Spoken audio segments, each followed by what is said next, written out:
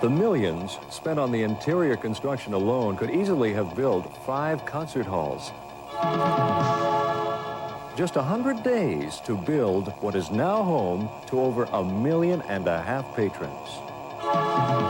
Third larger than a football field, and 2/3 of that carpeted. It takes 16 hours just to vacuum.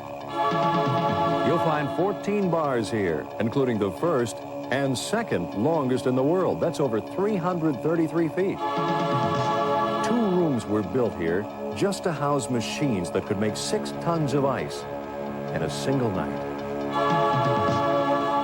You'll find the best concert sound and lighting equipment of any club in North America to shower a 6,000 square foot dance floor.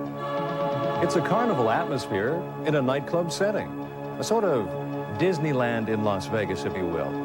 In short, it's the biggest, the best of everything. Now, join me on stage, where 500 of the world's finest headliners have performed. It's time to party.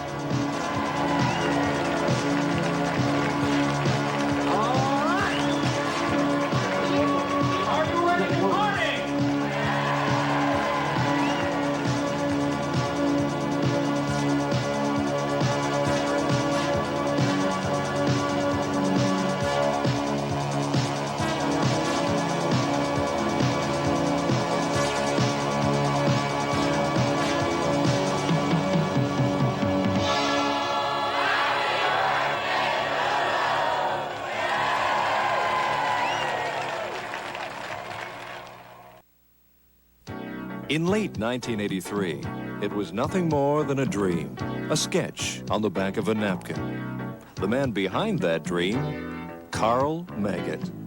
A hustler since 16, he can only remember one time an investment ever backfired. Oh, you don't want to hear that story. Well, when I was a kid, a friend of mine and myself were in business selling balloons for the Santa Claus parade on Bloor Street in Toronto. We invested all our money all year in buying all the balloons and the sticks. The day of the parade, we went up to Bloor Street and we got lost, and I had all the balloons and he had all the sticks. To people in Ontario, it's known as Lulu's Roadhouse. But all over the world, it's regarded as North America's largest showplace. A lot of people ask, why did you design it this large? It's just that the building was this large. It was sitting here empty, and we designed it to fit inside the 4 walls. It could have been larger, it could have been smaller. Many people said it couldn't be done. Yes, well, it was done. 5 years ago, many people said we wouldn't be here 5 years from today, but thank God we are. Most people, when they're giving you advice, don't know the business. I'm not saying they're not smart people, but they don't know necessarily the business that you're opening as well as you do. So on the surface, it may not look like it makes sense, but to the person that's involved in it night and day and is the design, the concept and everything else, it made perfect sense to me. And to thousands more who visit each week, including a few familiar faces. Well, I guess the Mercy Brothers now, I guess we're sort of like Hank Snow. We've been everywhere, and I'll tell you, there's not many places have a place like Lulu's, and we're really lucky in this area to have it here, I think, you know. So, like, we really come here and let our hair down. It's a great place. Just great, fantastic. The size and the ability to be able to come here and dance all night long, no matter who the headliner is. The base bands, the hometown bands are fabulous. You know you're always going to get a good band and a good space on the dance floor, no matter when you come. Usually they're overwhelmed the first time by the room, and they say they've never played anywhere like it. Utterly flabbergasted, in a word. I thought, this is absolutely great place. I enjoyed it, and I still feel the same way about it. It plays like a small room.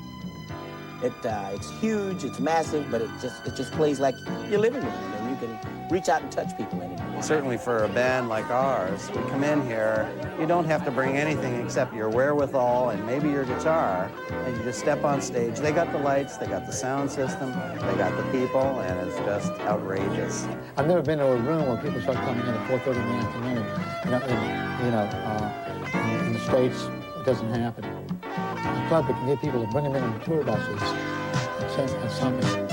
A lot of Americans come up from New York State, Michigan, Ohio.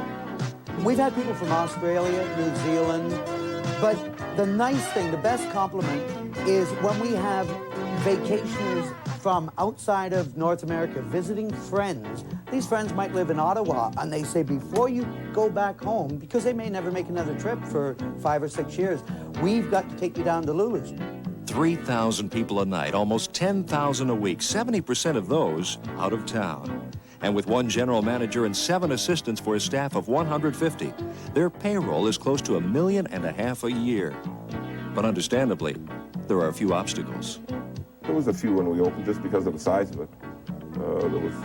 Had a few problems with the city. They didn't know exactly what to expect of it, and the liquor board had never seen anything this big. So. Another thing, an obstacle, of course, is to insure a place of this magnitude. Over a period of very short period of time, the rates of our rates jumped from 25,000 a year up to 125,000 a year. That was really a substantial, and only half the coverage. Well, my solution was I thought this was a good business to be in at the time because those rates. So I went out and bought an insurance company. But unfortunately, I had just renewed my policy, so I couldn't insure myself anyway. But we did pretty well on the insurance company. We resold it 6 months later to the same people we had bought it from at a profit. And then there's one moment few will forget. It's opening day, April the 3rd, 1984. Well, Martha and her band had contracts to play at Lulu's Roadhouse. Well, being very new, this place was not that well known at the time, first day open.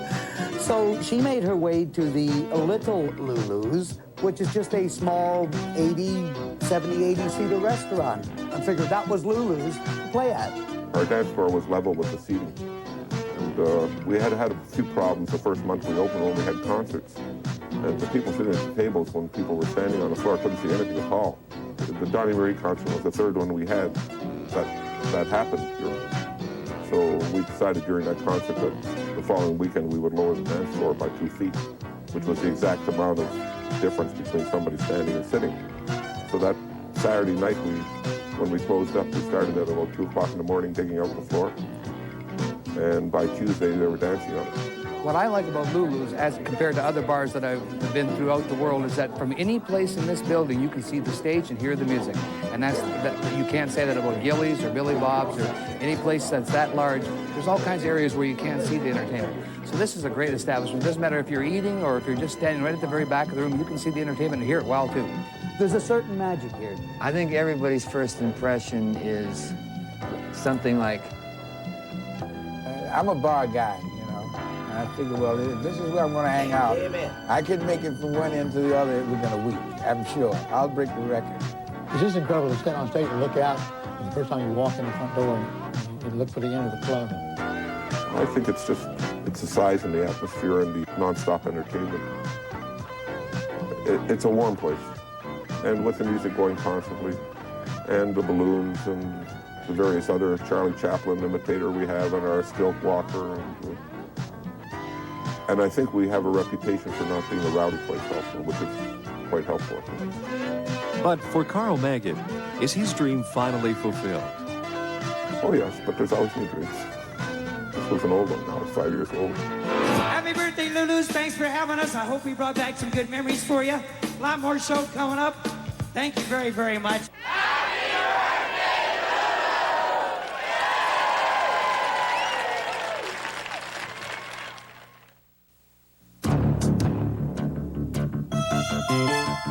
Lulu's, a people phenomenon. In just 5 short years, the Party Hardy have consumed 394,291 pounds of beef, 368,330 zombies, 1,587,650 glasses of wine, over 2,250,000 bottles of beer, over 50,000 flowers sold, 250,000 balloons, and over 5,000 busloads for almost 2 million visitors. Out there, on any given night, you might find John Candy, David Copperfield, Michael Damian, or Mickey Gilley. On stage, just about anyone who's ever had a hit record.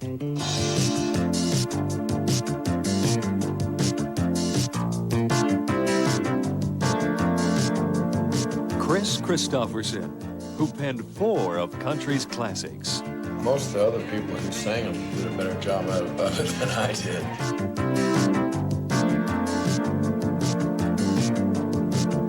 Brenda Lee sold more than 100 million records worldwide and was asked back 5 times. If they like you, they really like you, and they really show it. Bobby Vinton, with over 30 million in sales and a string of gold ballads. I love how your eyes close whenever you kiss me.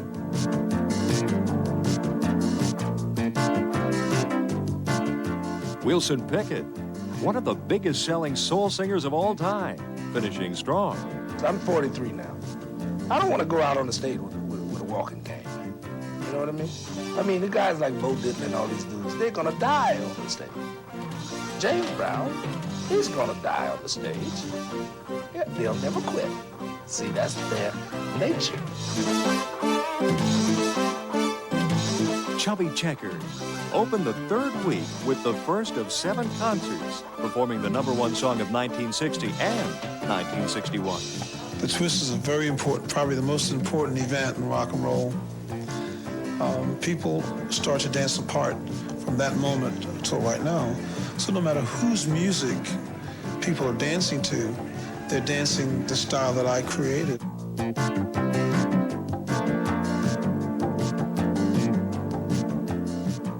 Bobby Rydell, a golden boy of bandstand. I'd like to be in it as long as Sinatra is in it. Jan and Dean had set up, and we have a very strict rule about about no shorts, no blue jeans in the summer. Here is Jan. She comes walking in with her Bermuda shorts, Huarache sandals, you know, the whole bit, strolling in, and Frank, the general manager, says, "I'm sorry, sir, you can't come in." As it was, he turned around and left.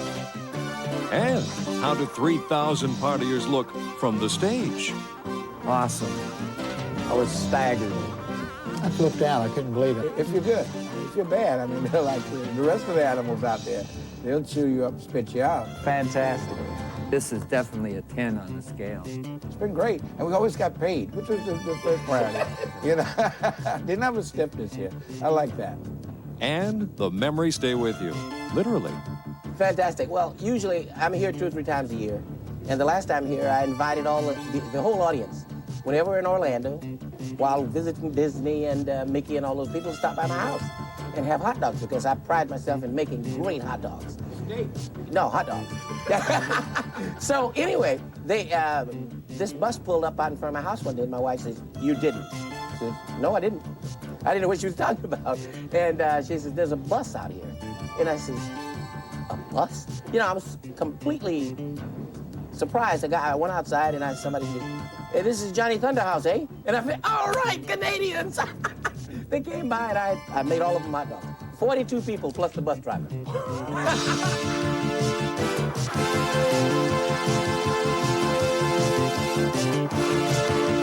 Johnny Lee, 10 years of success after Urban Cowboy, and looking for love in all the wrong places. I used to. My wife's with me now, so I'm not looking anymore. Well, at least I don't get caught looking anyway.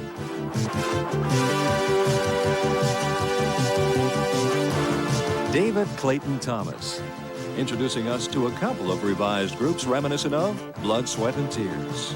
You had symphony orchestra musicians, you had jazz musicians, rock musicians, a bass player from the Mothers of Invention, and a trumpeter from Juilliard. How did you ever put them together?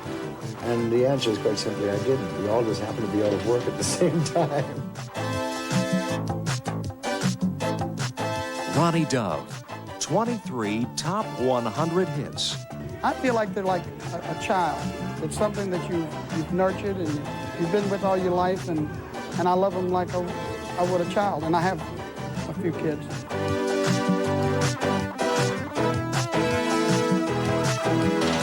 The Platters, with over 40 in the top 100, performing from the heart.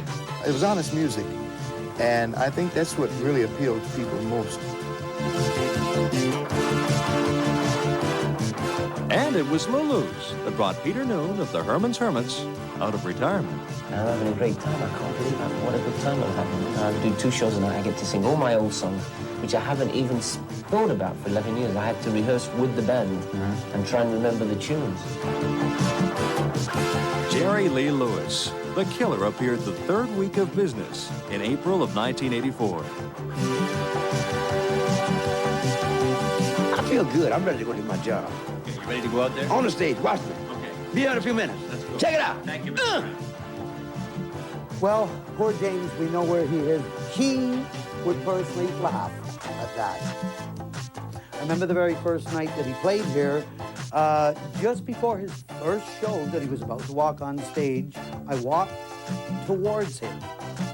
And then I'm about 10 feet away from him. This huge hand grabbed me on the shoulder and said, "No, not before Mr. Brown goes on." He is psyching himself into his performance. He really is a true performer. Just ask them if they enjoyed performing here. Yeah, well, this is almost my second home here. I'm not here just about as much as I am at home.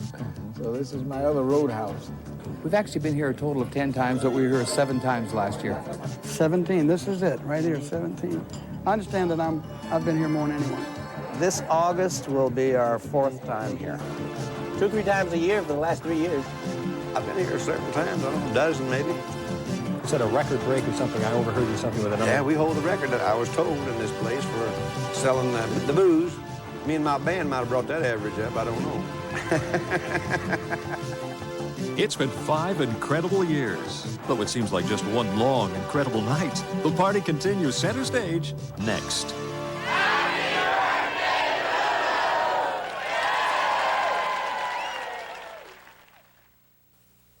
It's time to go party at Lulu's tonight for the big birthday party.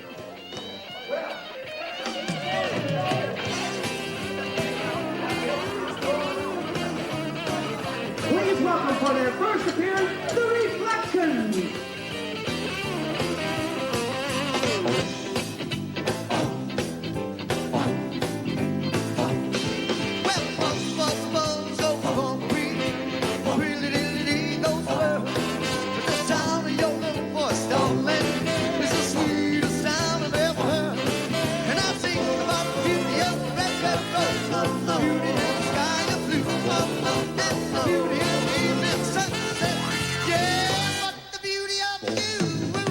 I was just listening to the Reflections rehearse. They're a fantastic group. I was surprised when they booked me for this show. I thought this was a Dickie Lee show, you know, in a rock and roll club. I had no idea, and I said, "Well, who's?" They said, "We've got a house band for you." I said, "Was anybody else going to be on the show?" And they said, "Yeah." And they started naming acts, and I thought, "My gosh, I couldn't believe it. There were about 10 acts." It's like old home week tonight. Oh, it will be. It will be. We're kind of anxious to see some of the people here. The Shirelles. Gary, oh, absolutely. Well, Gary we haven't seen in 25 years. Yeah, I got Johnny Thunder here with me, man. He's a father to me, you know, because he's so old, man.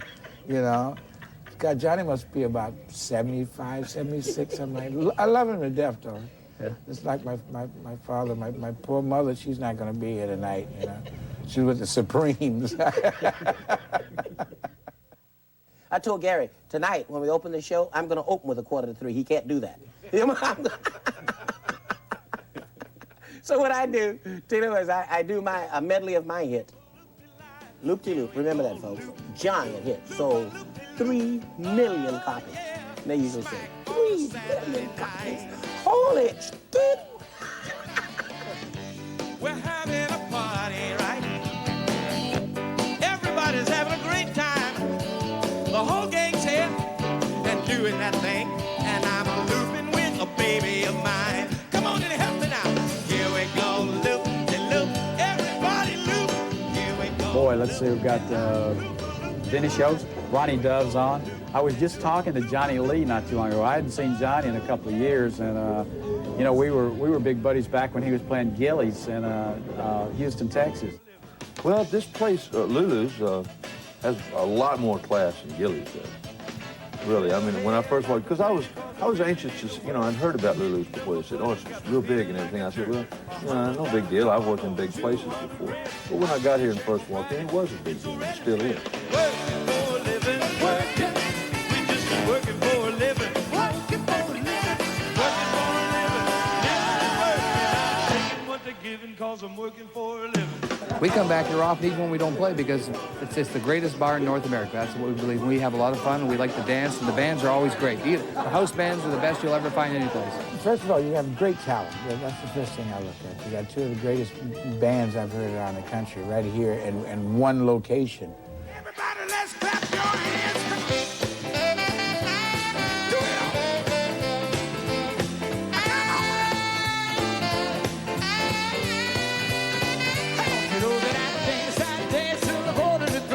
The sound system, for one thing, is very important to singers. Being able to hear yourself on stage. People think that you can hear, because they can hear, you can hear. It doesn't work that way. Don't you notice you just my style? Times be wild. Don't you notice you just my style? Times be wild. I've worked Las Vegas, I've worked Tahoe, Reno. I've worked everywhere. There's no place better than this. I don't care where you go. Throughout the times I've been up here, I was up with Shirley Austin with the Shirelles, the Tokens, Little Anthony, and on and on and on, different people that I've traveled with. Everybody says the same thing. You know, the room's always real nice. The people, it's a great room to work because you know when the place fills up, you got a heck of a crowd here.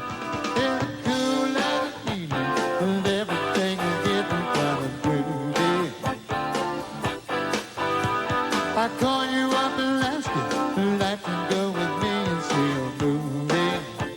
Yeah. But you say no, you got some plan for the night. Then you stop and say, all right, love is kind of crazy, a spooky little girl like you, yeah. We play the Royal York, we play Vegas and all that kind of stuff. But this is the nicest for the people, and it's the nicest for the acts that I play. Folks, it's all right for a little honky-tonk, ain't it? You know, Johnny Lee tried to trade him Gillies once for it. I'd like to thank everybody for coming out. Where's that card? There's it. Don't ever gamble with this man, folks. Las Vegas, only Arabs will play with him in Las Vegas. And don't turn an air conditioner on around here either. Goddamn, they'll shoot you. Thank you, folks. Thank you once again. Take it home, son. Ronnie Hawkins, come on, y'all.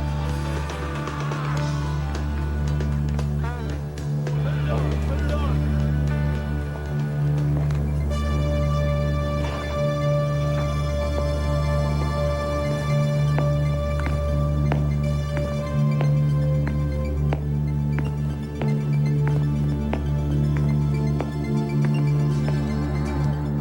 Tomorrow night at 9, CKCO Television News has prepared 1989 in retrospect, followed at 10 by CKCO-TV's sports presentation of End of a Decade, End of an Era. That's tomorrow night beginning at 9 here on CKCO-TV.